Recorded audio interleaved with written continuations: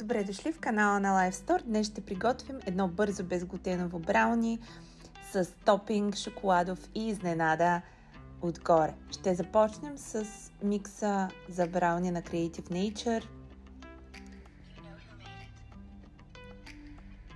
Ще добавим и масло, веган масло на Life Store.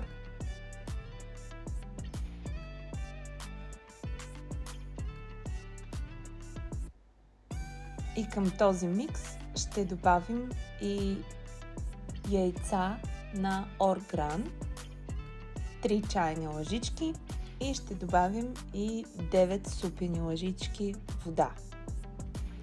И ето така, вече сме готови с микса, само остава да го разбъркаме и да го прехвърлим в тава подходяща за печене.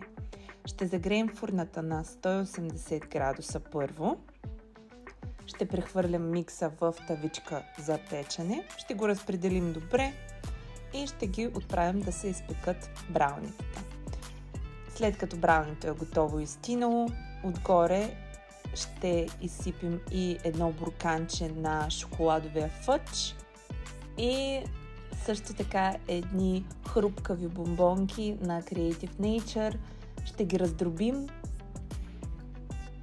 и ще ги разсипим отгоре върху нашето брауни, като по този начин ще добавим хрупкав елемент към нашия десерт.